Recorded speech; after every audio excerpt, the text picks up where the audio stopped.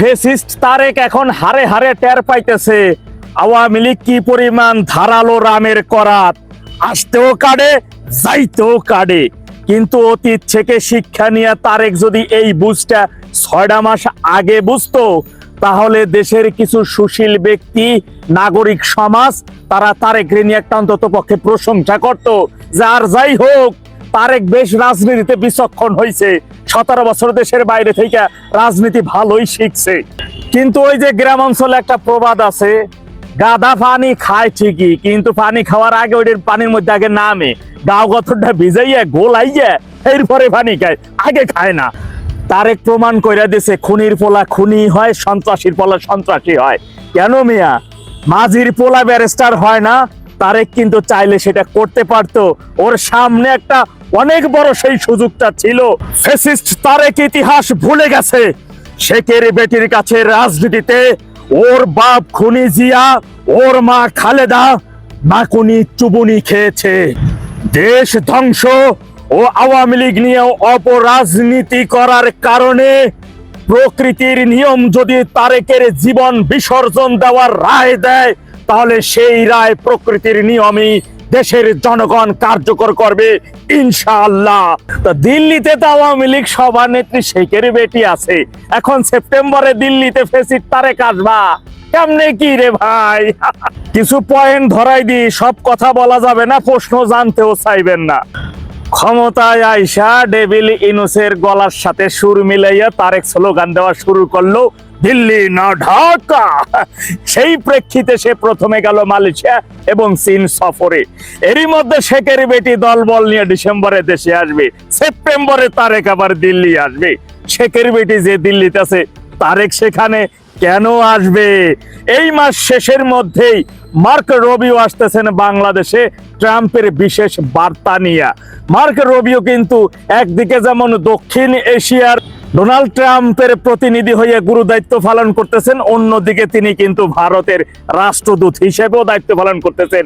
দীনেশ ত্রিবেদী বাংলাদেশে যখন রাষ্ট্রদূত হিসেবে নিয়োগ পাইলেন, তখন কিন্তু মার্ক রবিও ফেসবুকে একটা পোস্ট করেছিলেন যে একসাথে কাজ করে তাকে শুভেচ্ছা জানাইয়া, এই শুভেচ্ছাটা কিন্তু তিনি চাইলে ফোন করে জানাইতে পারতেন, তাকে মেসেজ দিয়েও জানাইতে পারতেন, কিন্তু তিনি শুভেচ্ছাটা কিন্তু একবার ওপেন পাবলিকলি সকলকে জানাই দিচ্ছেন।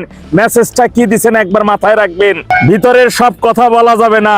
নিশ্চয়ই মনে আছে দিল্লির প্রধানমন্ত্রী মিস্টার মোদি যখন যুক্তরাষ্ট্রে সফরে ছিলেন, তখন বাংলাদেশের বিষয় নিয়ে গণমাধ্যম কর্মীরা ডোনাল্ড ট্রাম্পকে একটা প্রশ্ন করেছিল, তিনি উত্তর দিয়েছিল বাংলাদেশকে তিনি ভারতের চোখে দেখবেন, অর্থাৎ বাংলাদেশের বিষয়ে তিনি তার বন্ধু বা ঘনিষ্ঠজন বা তার ব্রাদার মিস্টার মোদি দেখবেন। এই বিষয়টা তিনি তার উপরে ছেড়ে দিয়েছিলেন। এখন অনেকে প্রশ্ন করতে পারেন, তাহলে যুক্তরাষ্ট্র কেন আওয়ামী লীগের দিকে ঝুঁকতেছে? তাহলে যুক্তরাষ্ট্রের কোনো শর্ত কি শেখের বেটি মানে নিতেছেন? না। মাথায় রাখবেন, দেশের স্বার্থ জলাঞ্জলি দিয়ে অন্তত পক্ষে কোন দেশের সাথে শেখের বেটি কোনো চুক্তি করবে না। কোন চুক্তিতে তিনি যান নাই অতীতে, তিনি আগামীতেও যাবেন না। তাহলে কেন যুক্তরাষ্ট্র আওয়ামী লীগের দিকে ঝুঁকবেন? এই কারণে ঝুঁকবেন যে বাংলাদেশ থেকে, এই ভিক্ষুক রাষ্ট্র থেকে যুক্তরাষ্ট্রের আহামরি কিছু নেওয়ার নাই, যা নেওয়ার ছিল এইটা ডেভিল ইনুস ও ফ্যাসিস্ট তারেক থেকে তিনি নিয়ে নিছেন। আর এখন এই কারণে আওয়ামী লীগের দিকে ঝুঁকবেন, কারণ বাংলাদেশ নিয়ে অপরাজনীতি করে তিনি তো ভারতকে হারাবেন না। কিছুদিন আগে নেপালে মার্ক রবিও সফরে গিয়েছিলেন, রাষ্ট্রপ্রধানের সাথে তিনি দেখা করতেছিলেন। রাষ্ট্রপ্রধান তাকে একেবারে সাফ জানাইয়া দিছে, আমার সমমান ব্যক্তিকে নিয়ে আসুন, তবেই আমি সাক্ষাৎ দেব, আপনি একজন এজ এ রাষ্ট্রদূত। নেপাল থেকে যুক্তরাষ্ট্র এই সুবুনি খাইয়া তারা বুঝতে পারছেন যে দক্ষিণ এশিয়া তথা বাংলাদেশ নিয়ে বেশি রকমের অপরাজনীতি করতে গেলে পার নেপালের মতো কইরা বাংলাদেশ, ভারত, রাশিয়া অনেক কিছুই তাদেরকে হারাইতে হবে। সুতরাং ওই ক্ষুদ্র একটি রাষ্ট্রকে কেন্দ্র করে অপরাজনীতি নিয়ে তারা তো আর ইন্ডিয়ার মতন বড় বাজারকে হারাইতে চাবে না। দক্ষিণ এশিয়ার রাজনীতি মূলত আইআরসি তথা রাশিয়া, ইন্ডিয়া এবং চায়না। মাথায় রাখবেন, চায়না যুক্তরাষ্ট্র সাপার বেজির মতন। যুক্তরাষ্ট্র বাংলাদেশে করিডোর চাইছে, দেয় নাই, কিন্তু চায়নার সাথে করিডোরের বিষয় তুমি সখ্যতা করছো। সেই দেশে তুমি আগে মালয়েশিয়া, পরবর্তীতে সেই দেশে সফরে গেছো। আবার চায়না যদি দেখে যে বাংলাদেশ নিয়ে বেশি গুতাগুতি করলে ইন্ডিয়ার মতন বড় বাজারকে হারাইতে হবে, না না, তাহলে বেশি গুতাগুতি দিয়ে তোর কাম নাই। ভূ রাজনীতির দাবার গুটি কখন কোন দিকে যায় কেউ যেমন বলতে পারে না, দক্ষিণ এশিয়ার অন্যতম সর্ববৃহৎ তথা বাংলাদেশের সর্ববৃহৎ সবচাইতে একটা বৃহত্তম রাজনৈতিক দলকে তেমন দীর্ঘদিন ধরে নিষিদ্ধ করেও আটকে রাখা যায় না। তারেক এবং ডেভিল ইনুসের বিচার প্রকৃতির নিয়মেই হবে ইনশাআল্লাহ। দেশের জনগণ ঐক্যবদ্ধ হয়ে একত্রিত হয়ে এদের বিচার করবে, শুধু সময় বলে দেবে। অপেক্ষা, নভেম্বর হেডলাইন, ডিসেম্বর ডেডলাইন, ইনশাআল্লাহ। 5ই আগস্ট শেখ হাসিনাকে কি অপহরণ করা হয়েছিল? 5ই আগস্ট 2024 জুলাই বিপ্লবের পরে এখন চারিদিক থেকে আমরা যে সমস্ত তথ্য পাচ্ছি, আমেরিকা, FBI, CIA এবং ভারতের র কি যৌথভাবে বাংলাদেশের প্রাইম মিনিস্টার তৎকালীন শেখ হাসিনাকে কি অপহরণ করা হয়েছিল, কিডন্যাপ করা হয়েছিল? এইরকম কিছু গরম খবর এখন কিন্তু আমরা আজ করতে পারতেছি এবং সেটা সম্পর্কে এখন বিস্তারিত আলোচনা হবে এই ভিডিওতে। সর্বপ্রথম কথা হলো, আমেরিকা পৃথিবীর বিভিন্ন দেশে সরকার পরিবর্তন করে। আগে যেমন ব্রিটিশরা বা আমেরিকানরা রাজ্য দখল করত, এখন তারা রাজ্য দখল করে না, তারা রীতিমতো চাঁদাবাজি করে। অর্থাৎ ব্যবসা বাণিজ্য, অস্ত্র ব্যবসা সবকিছু তাদের সাথে তাদের মন মতো করতে হয়। যে দেশগুলো তাদের বিক্রিয়া করে সেই সব দেশ থেকে এটাকে বলা হয় ডিপ স্টেট। এই ডিপ স্টেটের খেলায় দেয়া, যেমন ডোনাল্ড ট্রাম্প ক্ষমতায় এসে পরে বলেছে যে $29 বিলিয়ন তারা খরচ করেছে বাংলাদেশের সরকার পরিবর্তন। এখন কথা হলো, ওনারা এই টাকাটা নিঃস্বার্থভাবে দেয় না, এটা সুদে আসলে তারা আদায় করে, অনেক অনেক অনেক আদায় করে। একটা উদাহরণ দিই, যে ডোনাল্ড ট্রাম্প ক্ষমতায় আসার পরে জেলেনস্কি যে রাশিয়ার সাথে যে যুদ্ধটা করতেছে, জেলেনস্কি জোকার প্রেসিডেন্ট, তাকে ডেকে নিয়ে হোয়াইট হাউসে বলল ডোনাল্ড ট্রাম্প যে তোমাদের যুদ্ধে আমরা $1 বিলিয়ন, মানে $100 বিলিয়ন সহযোগিতা করেছি, অস্ত্র দিয়েছি, না হলে তো রাশিয়া এতদিন তোমাদেরকে, রাশিয়ার সাথে তোমরা 1 সপ্তাহ যুদ্ধ পারত না, তোমার প্রাণও যাইত, পুরা রাজ্যই হারাইত। তাহলে এখন কি করবা? তাহলে আমরা যে $100 বিলিয়ন দিয়েছি, $1,000 বিলিয়ন ইনভেস্ট করে অস্ত্র দিয়েছি, সেগুলো ফেরত দাও। এখন জোকার প্রেসিডেন্ট বলল জেলেনস্কি যে এত টাকা তো না, বলেন কি? হায় হায়, এই $1,000 বিলিয়ন অস্ত্র দিয়েছেন আমাদেরকে, এত তো দেন নাই, আমাদের তো হিসাব আছে। জামাতের আমিরের মতো বললো ডোনাল্ড ট্রাম্প, আরে রাস্তার হিসাব, এদিকে আয়। পরে বেচারারে হোয়াইট হাউসে ডেকে নিয়ে ধমকাইয়া ধুমকাইয়া একখানে করে ফেলছে। পরে বলছে তাহলে আমি টাকা দিতে যদি না পারিস তাহলে এক কাজ, ওদের দেশের যে স্বর্ণের খনি আছে, রৌপ্য খনি আছে, তেলের খনি আছে, এই খনিজ সম্পদের 50% আমাদের লিখে দেয়, যা সম্পদ উঠবে, উত্তোলন হবে, ওখান থেকে 50% দিতে হবে আগামী 50 বছর। টাকা জেলেনস্কি হাতে পায়ে ধরে 30% লিখে দিচ্ছে। এই হলো আমেরিকা ইনভেস্ট। বাংলাদেশে $29 মিলিয়ন দিয়ে দিচ্ছে। এর বিনিময়ে তারা কত বিলিয়ন ডলার নিবে? এই 29 মিলিয়ন তো নিবেই। তারপরে এই যে একটা চুক্তি করছে, দেখেন, আমেরিকার অনুমতি ছাড়া আপনি আপনার দেশের প্রয়োজনীয় জিনিস, একেবারে যুদ্ধ অস্ত্র থেকে তেল পর্যন্ত, এই বোতাম পর্যন্ত, এই আংটি পর্যন্ত, ব্রেসলেট পর্যন্ত, অর্থাৎ এক কথায় চুলকাটা ব্লেড কাছি পর্যন্ত আপনি কোথাও থেকে কিনতে পারবেন না। এবং বাজারে যদি কম দামে নেন তাও তো নিতে পারবেন না। এই যে ইরান যুদ্ধের সময় আমেরিকার হাতে পায়ে ধরে অনুমতি দিয়া 1 ট্যাঙ্কার তেল বাংলাদেশ আনছিল। আপনি অন্য কোনো দেশ থেকে, রাশিয়া থেকে কিনছেন, আপনি কিনতে পারবেন না। আচ্ছা দেখ, এবার আছে শেখ হাসিনা প্রসঙ্গ আসেন।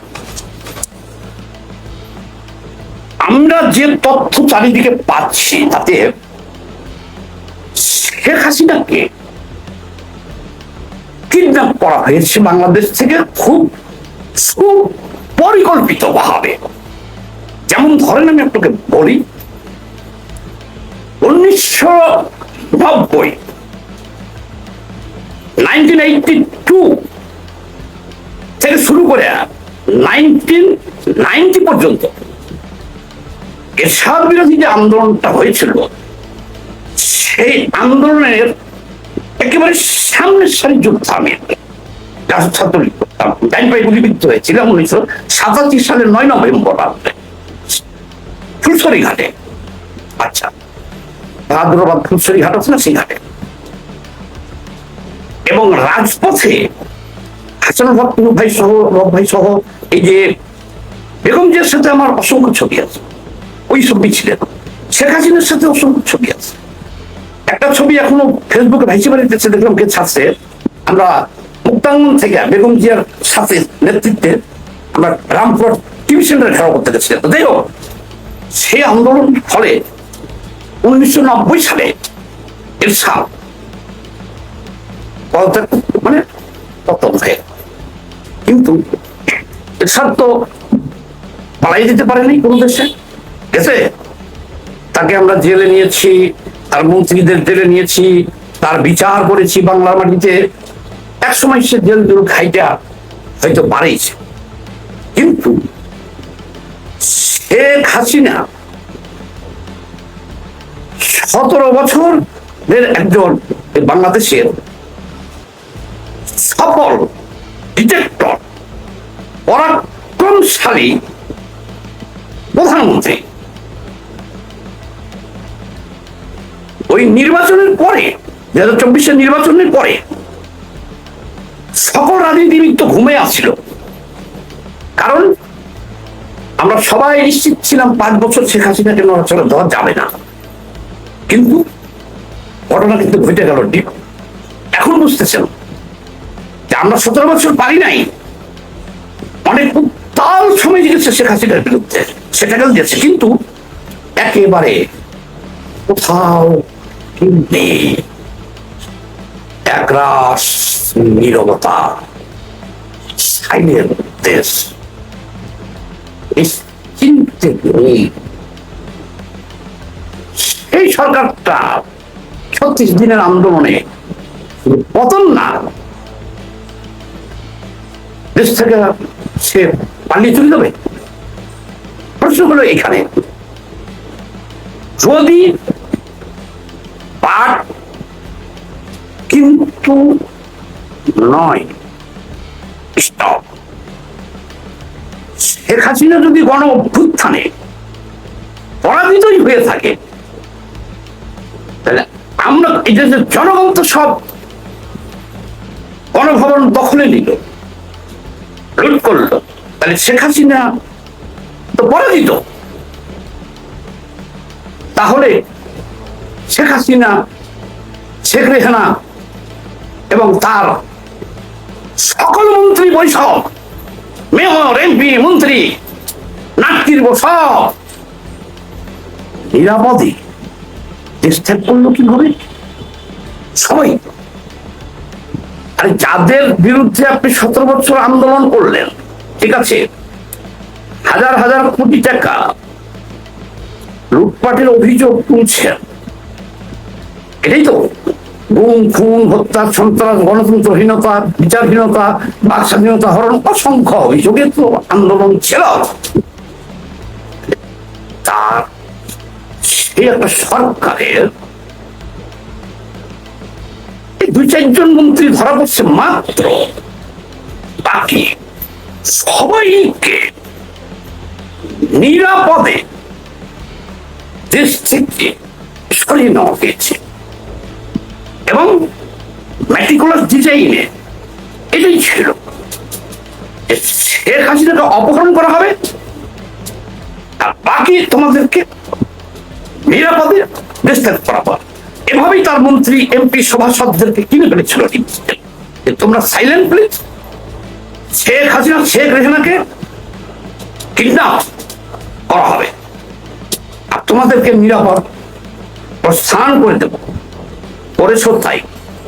কিভাবে আওয়ামী লীগের শত শত মন্ত্রী এমপি সবাই একদম নিরাপদে বাংলাদেশ ত্যাগ করলো? ইম্পসিবল। এটাই ম্যাটিকুলাস ডিজাইন ছিল এবং আওয়ামী লীগের বেশিরভাগ নেতাদেরকে কিনে নিয়েছিল, তাদের বলা হয়েছিল চুপ থাকো। আচ্ছা, তাহলে শেখ হাসিনাকে কেন কিডন্যাপ করা হলো? প্রসঙ্গটা একটু অন্যদিকে চলে গেল, একটু ঘুরে দিই, একটু ভুল হয়েছে। এই যে বললাম যে চাঁদাবাজি কিভাবে করে আমেরিকা এখন সারা বিশ্বে, তারা সরকার পরিবর্তন করে দুই ভাবে।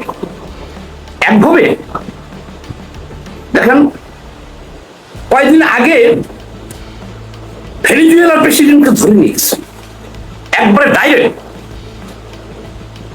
একটা স্বাধীন সার্বভৌম রাষ্ট্র, জাতিসংঘের সদস্য, সারা বিশ্ব কর্তৃক স্বীকৃত ভেনেজুয়েলার প্রেসিডেন্ট মাদুরো এবং তার স্ত্রীকে রাতের অন্ধারে তার বাসভবন থেকে তাকে এসে হেলিকপ্টারে যোদ্ধা বিমান সহ এসে বেডরুম থেকে তাকে নিয়ে আমেরিকায় বন্দি করে রাখছে।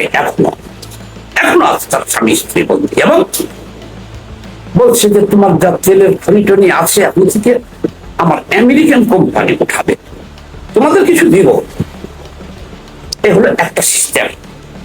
জেনারেল নরিয়েগাকে ধরে নিয়ে গেছিল, এই একই সিস্টেম করে ধরে নিয়ে আমেরিকা বিচার করছে, মাদুরোর বিচার চলতেছে।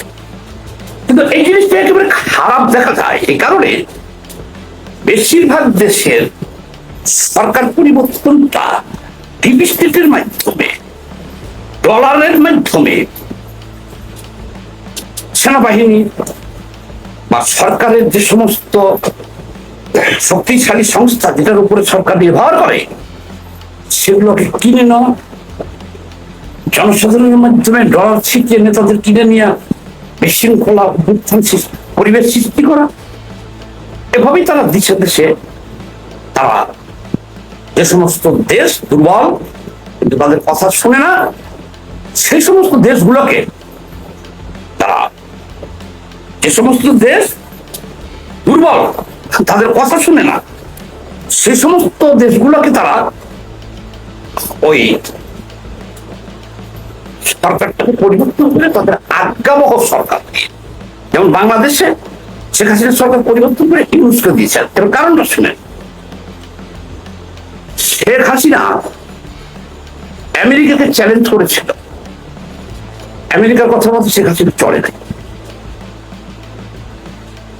বর্তমানে 50 বছরের ইতিহাসে রেকর্ড ব্রেক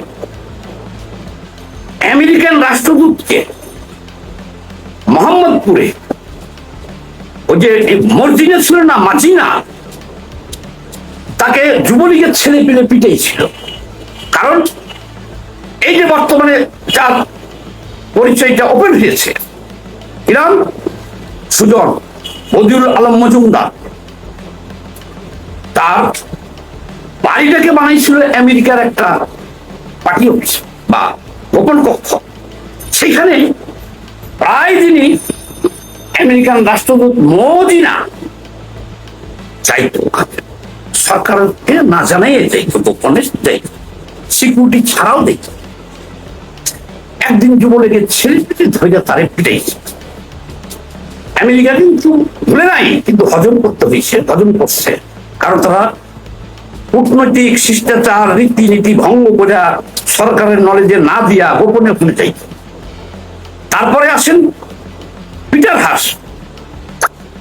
পিটার হাসকেও এখানে প্রেস ক্লাবের এই কোণা থেকে দৌড়াইয়া নিয়ে গেছিল ধাওয়া দিয়া, পররাষ্ট্র মন্ত্রণালয়ে যা পড়াইছিল।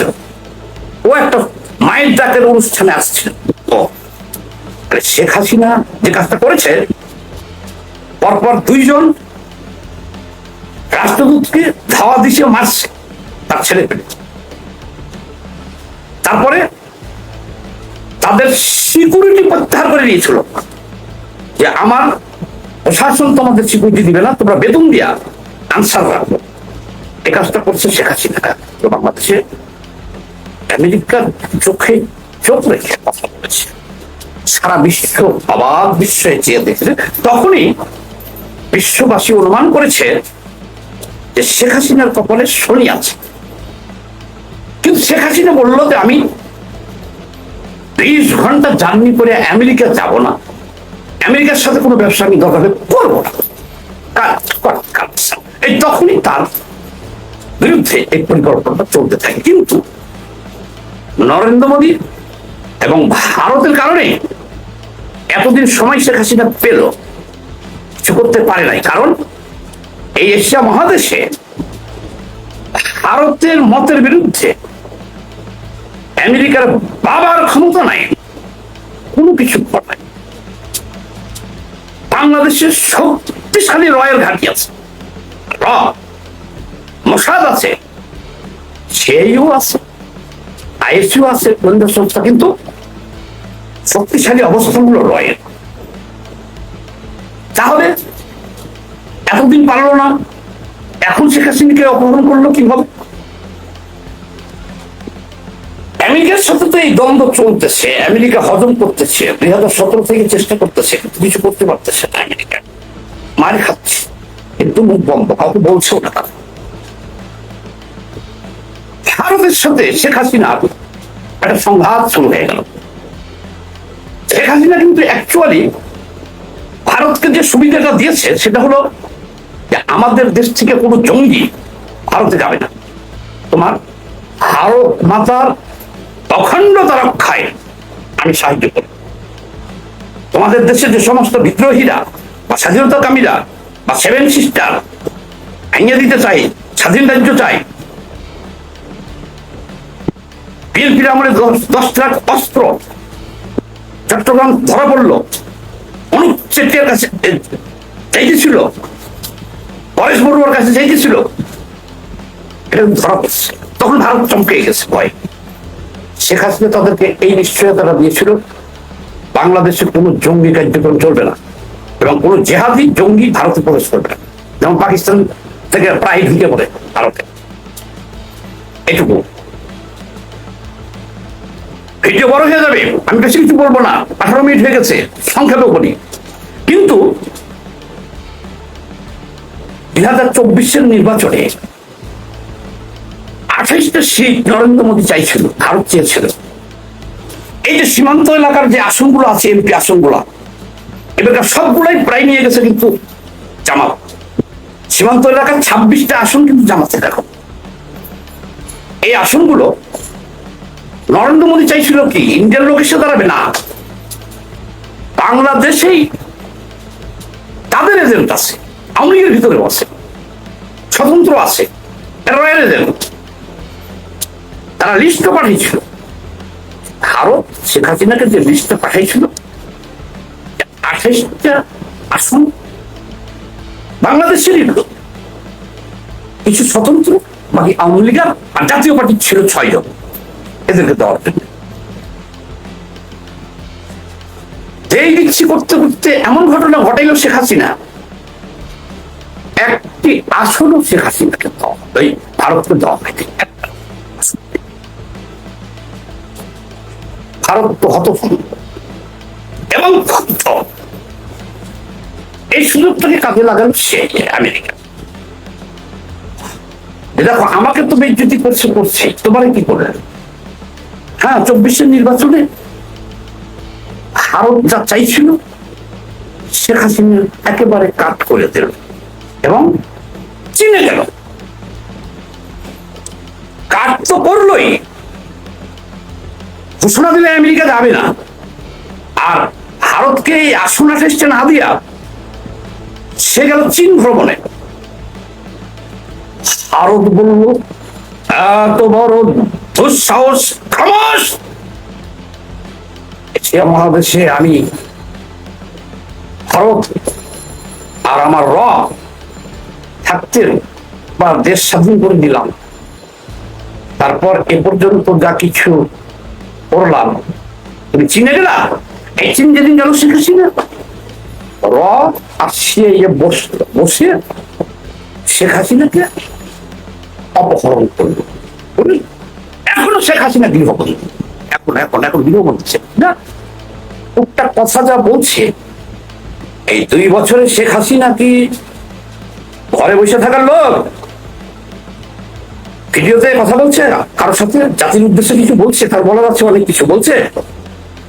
এখনো তাকে ভিডিও কলে যেতে দেওয়া হয় না, এখনো তাকে বন্দি করে রেখেছে কে?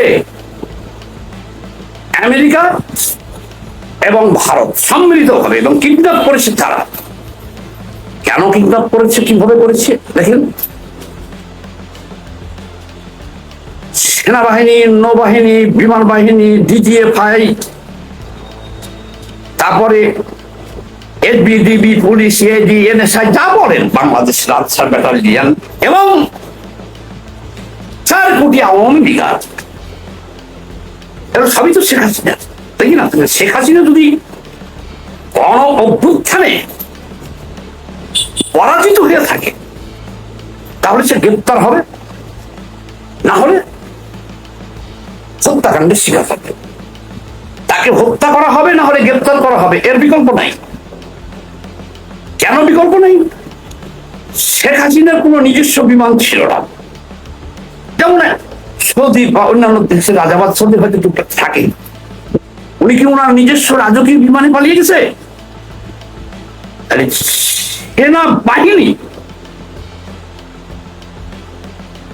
সেনাবাহিনী তার আন্ডারে থাকাকালীন সে সরকারের আবার পতন হয় কি করে? সেনাবাহিনী যদি বলে শেখ হাসিনা নির্দেশ দিয়েছে আমাদেরকে, এই জন্য মানতে বাধ্য হয়েছি, আমরা যে ভারতে দিয়েছি, তাহলে শেখ হাসিনার নির্দেশেই যদি চলে তাহলে শেখ হাসিনার পতন হলো কিভাবে? তাহলে তো শেখ হাসিনা নির্দেশ দিচ্ছে যে তোমরা এই আন্দোলনকারীদের, বিশৃঙ্খলাকারীদের দমন করো। সেনাবাহিনী তো তাই করতে হবে, নাকি সেনাবাহিনী অভ্যুত্থান করেছে? সেনাবাহিনীর অভ্যুত্থান করে থাকে তাহলে শেখ হাসিনা গ্রেপ্তার হবে, শেখ হাসিনার বোন শেখ রেহানা গ্রেপ্তার হবে, জেলে যাবে। শেখ হাসিনার সাথে তার সরকারের যে 1000 খানেক এমপি, মন্ত্রী, নেতা ছিল, যারা 17 বছর রাজত্ব করেছে, তারা প্রত্যেকে গ্রেপ্তার হবে, অনেকেই মারা যাবে, তাদের বিচার হবে। আপনারা একটা গণঅভ্যুত্থান করলেন বলছেন না, এখন আমরা জানি যে এটা গণঅভ্যুত্থান না।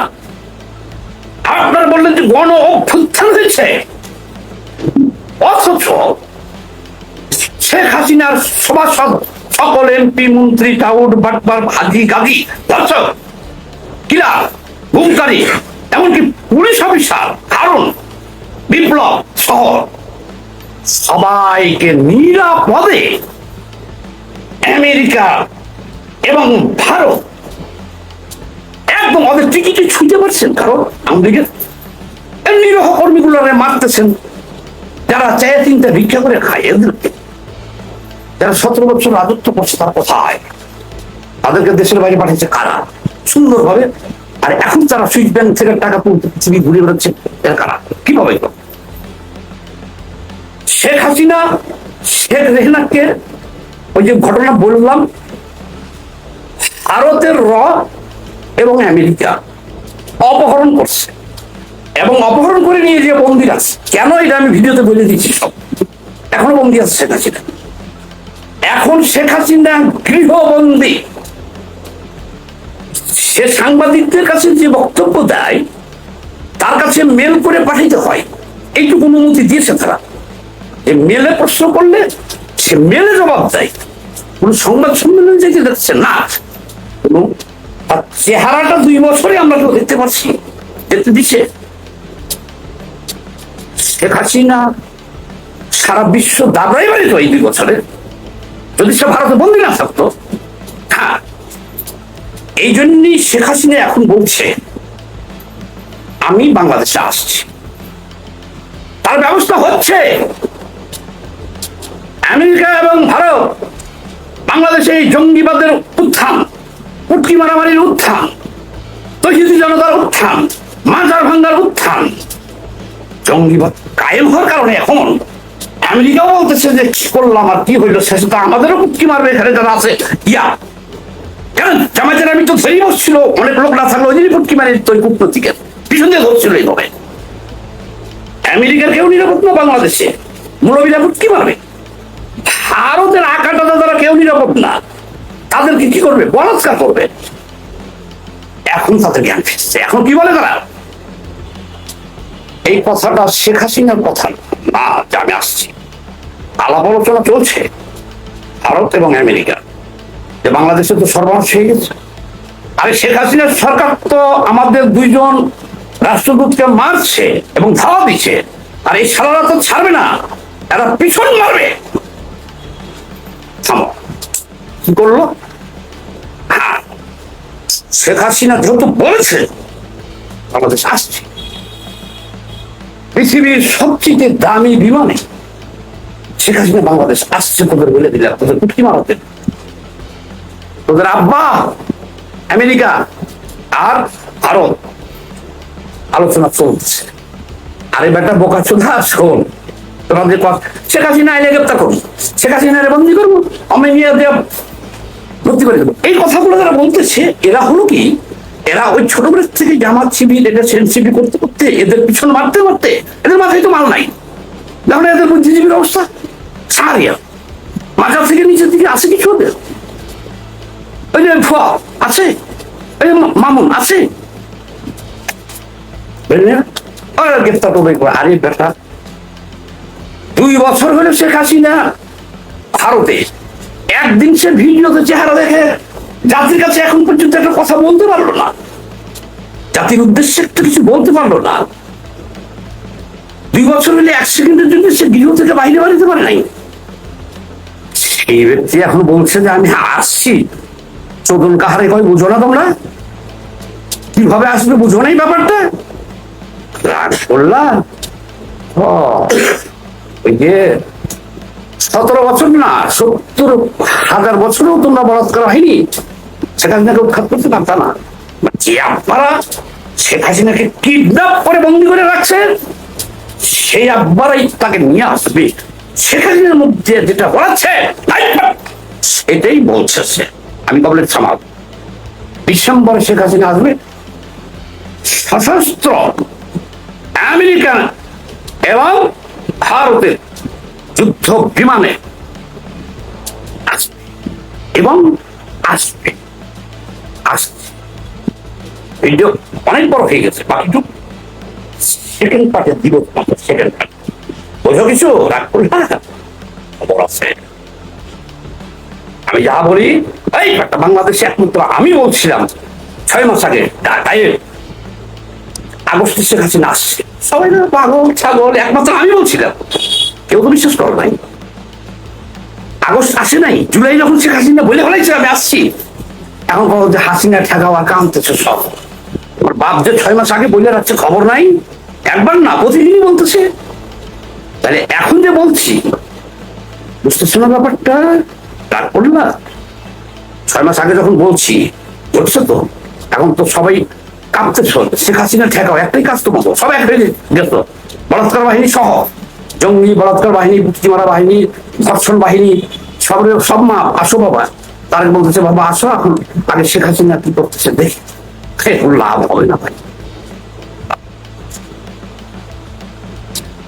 একটা অপশন আছে, এই ভিডিও তো দিব না, তারেক রহমান, এবং তোমরা যদি বাঁচতে চাও সেই ভিডিওটা আমি আবার দিব 2-4 দিন, ওই ফর্মুলায় গেলে হয়তো বেঁচে থাকো। জীবিত কোন সাংবাদিক, রাজনৈতিক বুদ্ধিজীবী এই তথ্য দিতে পারবে যে 28টা আসন শেখ হাসিনা ভারত চাইছিল, কিন্তু শেখ হাসিনা দেয় নাই? ভিডিওটা বেশি বেশি করে শেয়ার করেন। ধন্যবাদ। ইনকলাব জিন্দাবাদ।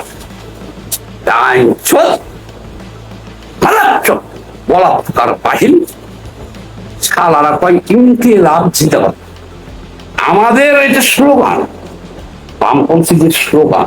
ওরা বুঝে না, অবুঝ। ওরা কোন মুখে এই জঙ্গি বাহিনী বলে ইনকলাব জিন্দাবাদ? ও দেখে না যে ভারতের সব বামপন্থী, পৃথিবীর সব বামপন্থী এরা বলছে ইনকলাব জিন্দাবাদ। এটা আমার বলা যাবে না? হিন্দুরা যখন রাম রাম বলছে, জয় শ্রীরাম বল বল, বলস না, যাবে মানলেও তো বলস না। ভারতে দেখছি পিটিয়ে দিচ্ছে দাঁড়িয়ে ধরে, জয় শ্রীরাম বল, না বলবো না বলবো, এটা বলস কেন? খবর নেই না? ইনকলাব জিন্দাবাদ, ইনকলাব জিন্দাবাদ, লাল সালাম। বিষয় বা রাজনীতি সংস্কৃতি নিয়ে আলাপ করতেন, দেখতেন যে এইখান থেকে একটা সংবাদ তৈরি হয়ে গেছে, হইতো না? আমরা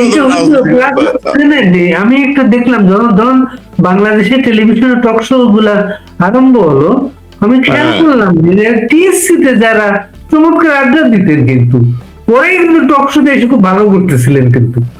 হ্যাঁ, হ্যাঁ, এবং টিএসসি তে আপনার মনে আছে আবৃত্তি সংগঠন ছিল অনেকগুলা, আবৃত্তি সংগঠনে যারা রিহার্সালে আসছে এরাই কিন্তু আবৃত্তি সংগঠনের ওই মুখগুলা কিন্তু টকশোতে ভালো করলেন কিন্তু তারা এসে।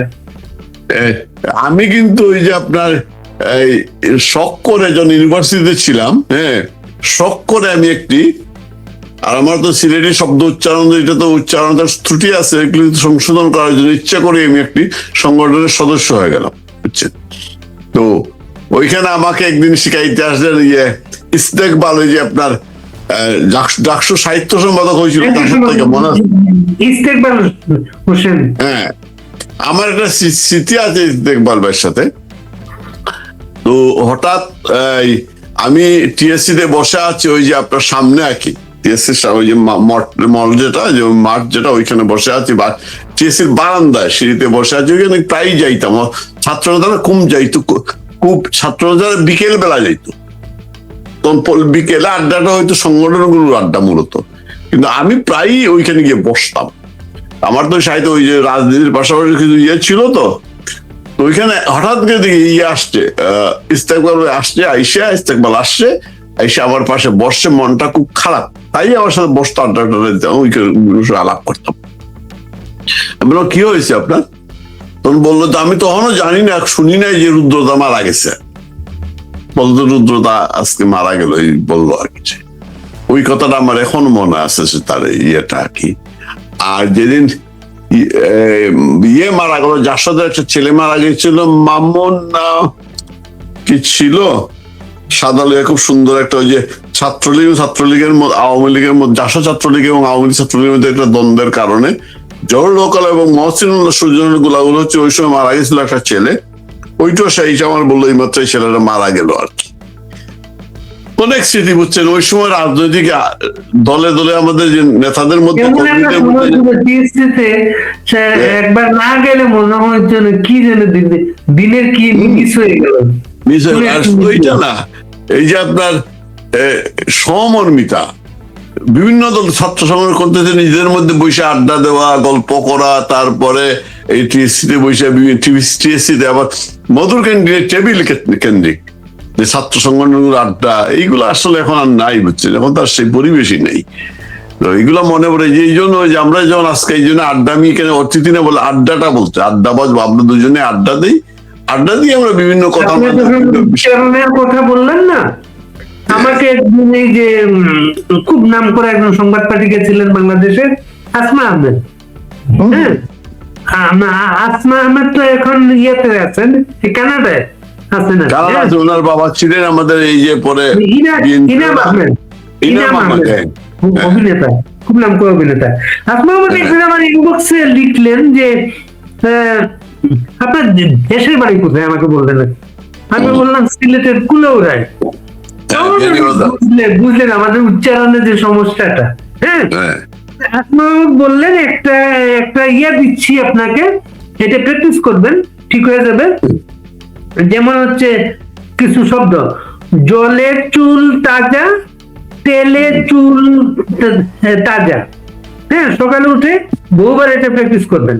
হ্যাঁ, জলের তেল তাজা, জলের চুল তাজা, জলের চুল তাজা, তেলে চুল তাজা, তেলে চুল তাজা, তেলে চুল তাজা। হ্যাঁ, তেলে চুল, হ্যাঁ তেলে চুল। বলে এইটা সকালবেলা ঘুম থেকে প্র্যাকটিস করবেন, পরে সিলেট ঠিক হয়ে যাবে। তারা শহীদটা লিখে কিন্তু এইভাবে গত 2 বছর মানে ওই নিউজটা ছিল হচ্ছে ভারতীয় সন্দেহে বিজেপির গাড়িতে হামলা করছিল তারা। তো বিজেপি তাদের রক্ষা করে জন্য গুলি করছিল, এদেরকে জুলাই শহীদ ইয়ে করছিল। কত 2 বছরে প্রায় 400-500 মতো শহীদ ফিরে এসেছে, কিন্তু কারণ ওই যে কবরের আজাব সহ্য করতে পারে না, কবরে আজাব সহ্য করতে পারতেছে না, বলতেছে সারা মিথ্যা কথা বলে তোরা এসেছিস, ভালো মানুষকে সাজাইছিস আসামি বানাইয়া ফাঁসির হুকুম দিতেছিস, যে মানুষটি দেশের উন্নয়ন চেয়েছিল, দেশের মানুষের মঙ্গল চায়। এক মহিলা কালকে দেখলাম ওই যে এক মহিলা কান্নাকাটি করতেছে, তুমি ফিরে আসো মা, আমার বাড়ি নেই, ঘর নেই। এই যে মানুষের হাজারি, বুঝছেন, শেখ হাসিনার জন্য, এটা কারোর জন্য নাই। কিন্তু আরেকবার আমরা দেখেছিলাম বঙ্গবন্ধু, ওই মহিলার ওইটা শুনলে যে কোনো মানুষ, হ্যাঁ যে কোনো মানুষ কিন্তু চিন্তা করবে। কিন্তু অবশ্যই, কারণ আপনার সেজন দেখবে এই মহিলা শুধু তার কথা বলতেছে না, যে শুনতেছে তার কথা বলতেছে। প্রতিটি মানুষ তো আজকে ভুক্তভোগী, বিশেষ করে যাদের জন্য গড় ছিল, যাদের জন্য এই যে নিম্ন আয়ের মানুষ যারা, তাদের জন্য একটা আয়ের সুযোগ ছিল, যাদের আয় নেই তাদের জন্য যে ভাতার ব্যবস্থা ছিল, এখন তো শুধু ভাতা ওই পত্রিকায়, মিডিয়ায়, কার তো মিডিয়ায়। গভর্নমেন্টের তো টাকা নাই, অর্থমন্ত্রী বলতেছে প্রতি মাসে তারা এত টাকা ঋণ করে সরকার চালাচ্ছে, তাদের তো টাকা নেই গভর্নমেন্টের। না, যা ছিল বঙ্গবন্ধু কন্যা যা রেখে গিয়েছিলেন বাজেটটা, সবগুলো গভর্নমেন্ট লোপাট করছে, সবগুলো পালাইছে তো। করে নাই ওই সময় তো সবাই গভর্নমেন্ট, তখন সবাই গভর্নমেন্ট ওই সময় সবাই লুটপাট করছে, এখনো লুটপাট করতেছে। এই যে আপনি দেখবেন সবাই কিন্তু লুটপাট করতেছে। নাহিদের পেট, বাবা আমার ঘরে আসো, বঙ্গবন্ধু গেলেন, মহিলা খুব গরিব, বলে আমার তো কিছু করার নাই, এই 4 আনা পয়সা আমি দিয়ে দিলাম, আর দুধটা খেয়ে যাও, আমি তার কিছু দিতে পারি। এই যে মানুষের যে, এটা কিন্তু সবার কাছে হয় না, এইটাকে বলে মানুষের রাজনীতি। এই যে বঙ্গবন্ধুর জন্য আপনি এই হাজারিটা আমরা শুনেছি 71 সালে, কিন্তু যখন বঙ্গবন্ধুকে বিচার শুরু হয়, গ্রেপ্তার করে নিয়ে যে, আমার ঘরের, আমার পরিবারের কথা বলি, আমার নানি রোজা রাখছে মানুষ না, আমার নানি রোজা রাখছেন এবং কোরআন খতম করছেন বঙ্গবন্ধুর জন্য, মুক্তির জন্য। এই যে এইটা কিন্তু এটা অন্তরের বিষয়, ভিতর থেকে আসে এইগুলো। এই যে প্রত্যেকটা মানুষ দেখবে যে এই মহিলার কথাগুলো তো এই মহিলার কথা না, প্রত্যেকটা মানুষের জীবনের কথা তখন কিন্তু মিলে যায়। এই জায়গায় নেতৃত্ব যদি সঠিক সিদ্ধান্তটা নিতে পারে, সঠিক জায়গায় যদি আপনার দেশলায় ঠুকাটা দিতে পারে, আগুন জ্বলে উঠবে। কিন্তু একজন কৃষকের কথা তো কেউ যাবে না, একজন শ্রমিকের কথা কেউ রাস্তায় নামবে না। দুর্ভাগ্যক্রমে আমাদের মতো দ্রব্যসন্ধিমূলক, বিচারিতামূলক বেঈমান গুলা শিক্ষিত যারা মানুষকে ঠকাইয়া খাই, আমাদের কারবারই হচ্ছে মানুষ ঠকানো। আমাদের আর কোনো ব্যবসা নাই, পেশা নাই, কিন্তু যে জায়গায় যাবে আমরা মানুষ ঠকাই দিছি, চাকরি করে সে মানুষ ঠকাই দিছে, দায়িত্ব পালন করতেছে না।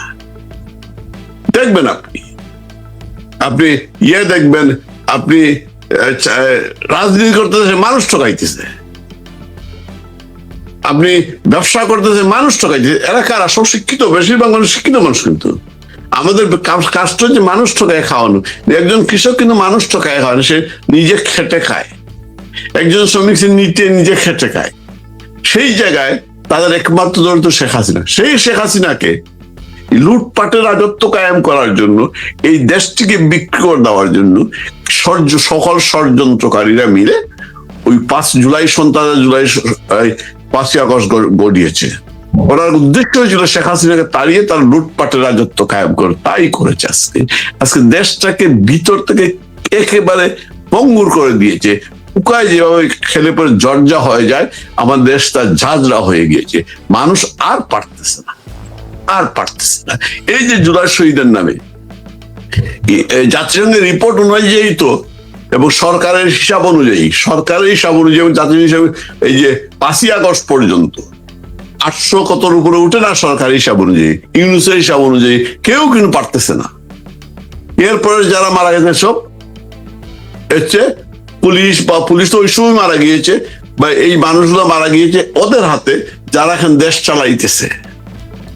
এই শহীদদের মধ্যে আবার 800 কতর মধ্যে 400 কত ইতিমধ্যে চলে এসেছে 2 বছরে।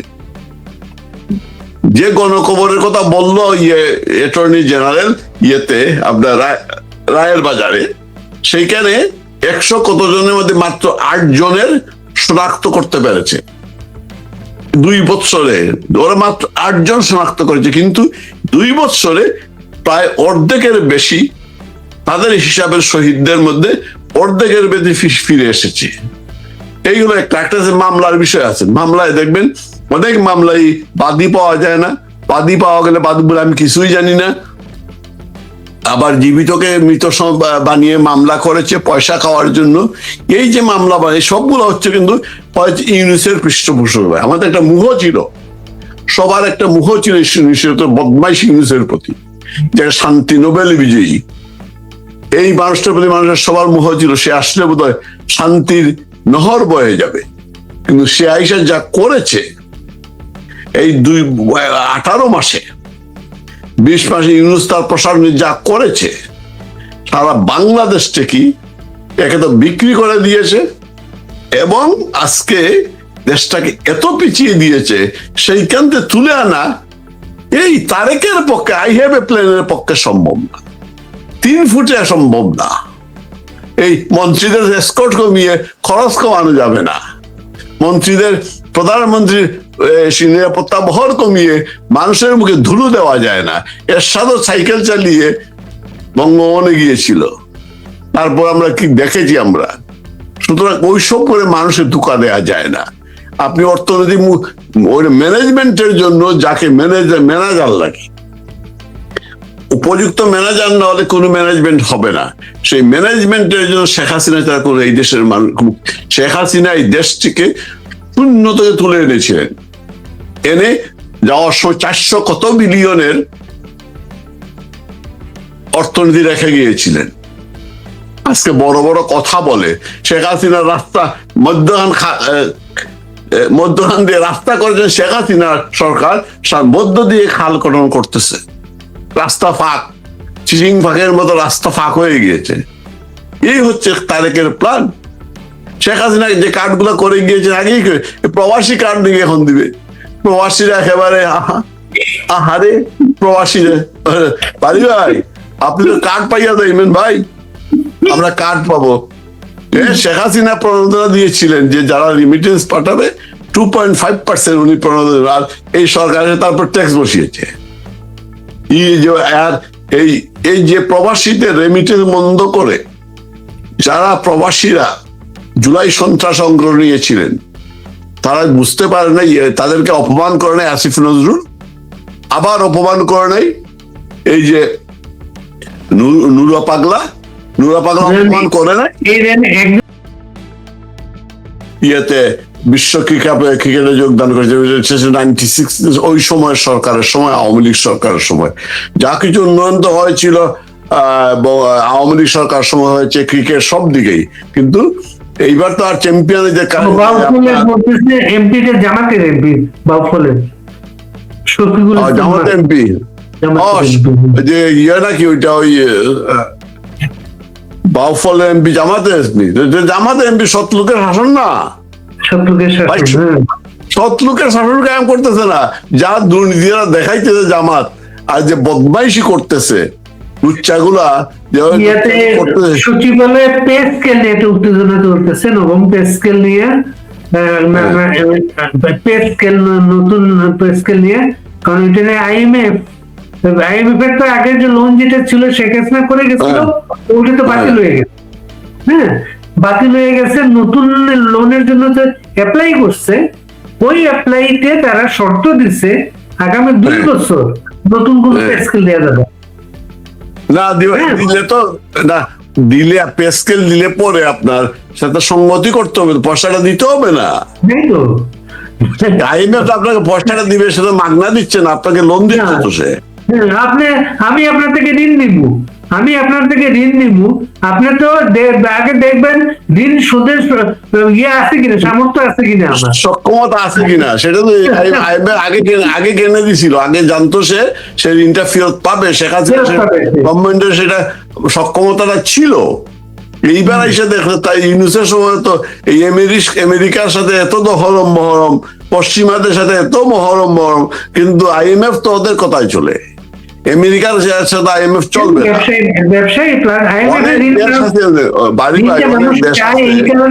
আইএমএফ এর ঋণের সুদের হারটা কম, এর জন্য সবাই চায়। না, অনেক দেশ আছে তার কোনো আয়ের উৎসর একটি হচ্ছে ওই আইএমএফ এর বিশ্ববঙ্গের সুদ, কিন্তু আরেকটা উৎস, এবং আমি যে সেই দেশে কিন্তু আয়ের উৎস এখন আপনি এটা একটা অন্যতম উৎস, আর অস্ত্র বিক্রি, কারণ এই দেশে কিছু প্রডিউস হয় না এখন। ইংল্যান্ডে কিছু আগে প্রচুর ইয়ে ছিল, আমরা শুনতাম না যে প্রবাসীরা কোন জায়গায় বেশি, আগে রেস্টুরেন্ট কম ছিল। আমরা একটু